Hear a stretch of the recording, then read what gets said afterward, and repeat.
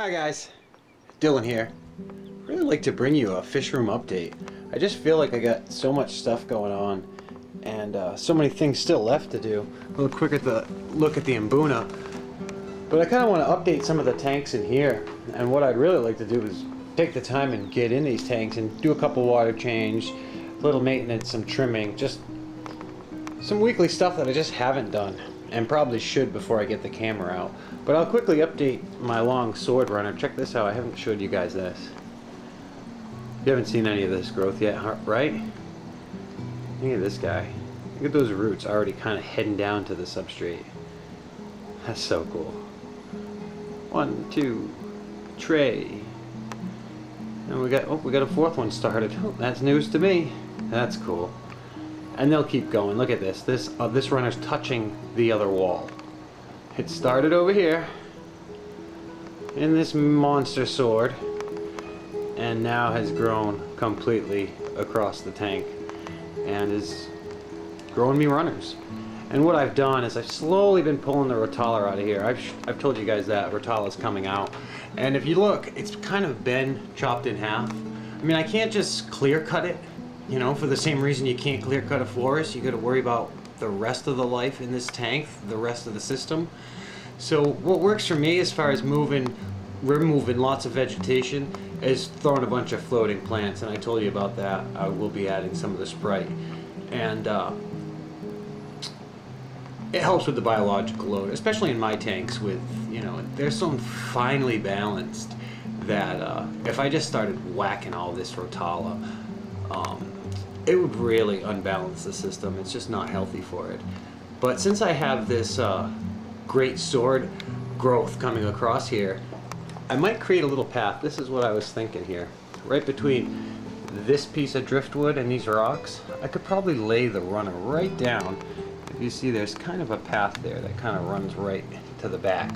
And I might just lay that sword runner right down in the path, clear the rotaller out, and let those swords kind of come up right where they've been growing. But we'll see. Quick little update. Wanted to show you guys that. Here's the rotala. This little grow-out tank's finally got some plants in it. Just been putting my clippings, anything that I had extra. I actually have a couple nice swords in here that I picked up because they were cheap. We'll grow them out and see what they look like. They're kind of tiny now. There are 3 or 4 different swords in this tank, but just a grow-out tank. And you can see all the rotala that I pulled out. I mean, the rotala is in every tank now, just because there's just so much of it. Here's the old holding tank that I plan to move a lot of plants out, and just haven't done it yet. Been monitoring the flower, and there it is on its last leg. Pretty much spent, but lasted longer than the first one. And any day the next one's about to come up. It's in there. I'm not going to blind you guys by digging into the light for it. But I did want to update a couple things. We still got my pea puffer in here, Ravi. He's a lot more active recently, and it's been really cool. Just a thought, he might come out of there and into this tank. This tank's just about finding its cycle. Probably going to put a lot more plants in here, so it'll continue to establish. And there's no fish in there right now. There's just snails and, you know, some microlife. But might put Ravi in there just to get, you know, a larger biological load. Hopefully we can find him. It usually takes me a minute, so I apologize for always showing you this tank and not necessarily seeing the puffer. He's always behind this rock too, or inside that rock where the hole is. But he's looking awesome. Like I said, I might add him to that tank. Just wanted to crew some things. Like I said, I should probably get a little busy, do my water changes, get some maintenance done. Thought about doing Mojo's tank. Told you that I kind of pushed his moss down on the substrate, and if I get really close, you can see how dirty the tank is. You got a lot of black beer, a lot of detritus build up. Like, his tank is ready for some maintenance. Definitely needs a change, and everything will just benefit from it once I do it. But he's cool. You know, he's always lived in here alone, and I love it. But yeah, I think I will get busy today. Just do my 20% water changes like I do, and we'll see. Oh, one more thing to update before I let you guys go. I did clip this. I clipped a big piece of wisteria that was on the bruschetta tank, and it looks uniform.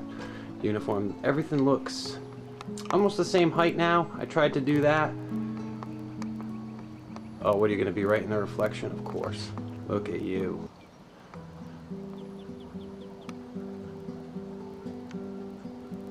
He gets down in the shells and in the rocks, and I can see that he's got marks on his head from always wanting to be, you know, behind the slate and inside the shells. But I dig that it's a planted tank for him, you know. It's such a cool habitat. And it's not quite nighttime yet, so I am getting a little bit of glare.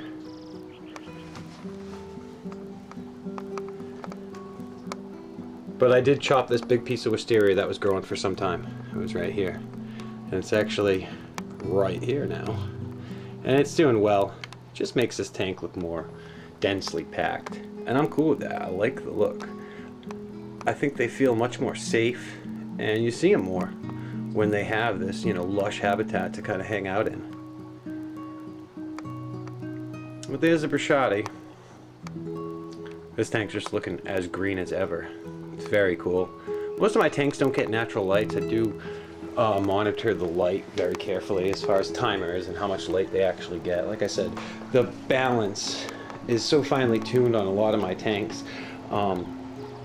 Switching major things like, you know, removing lots of plants, and, you know, even a big water change or filter maintenance could throw that balance off. So I'm very careful what I add and what I do to most of these planted tanks. But I think I am going to get busy. I thought I'd check in, let you guys know what's going on.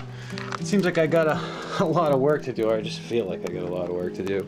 And I'd really just like to hang out and check out my inhabitants and just enjoy them. But it is fish tank time, and I'm going to get busy in here. Appreciate you guys tuning in. I think I'll go ahead and feed the Mbuna right now. I haven't fed them on camera in some time, so I'll make it a little extra, and I'll feed these big pigs. Why not? You guys hang tight.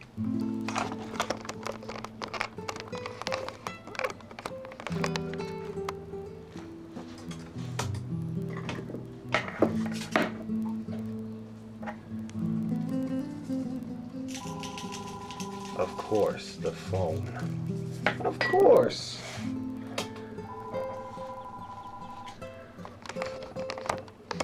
All right, let's go for some Mbuna feeding action. All right, you pigs. There we go.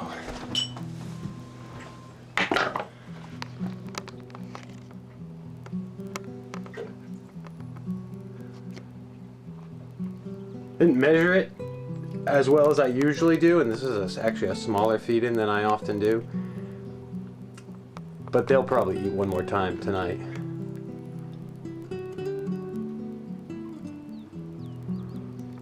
Look at little DeMason. He just hangs tight right down here, picks off anything that falls. Meanwhile, this dude will chase anybody off. Don't you get next to my food. No, thank you.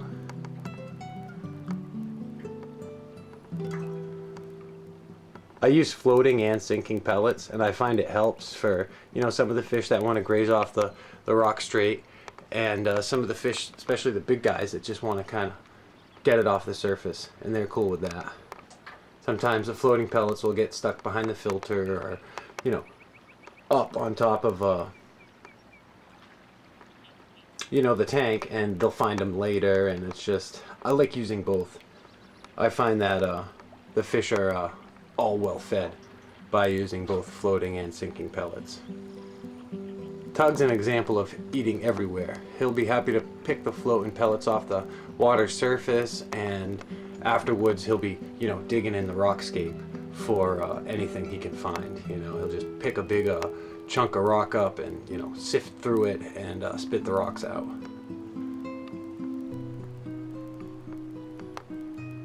No? See, he's got a mouthful right now. That's why.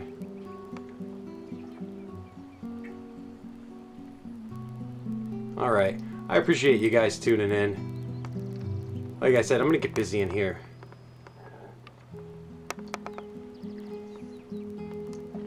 You guys have a good one. Peace.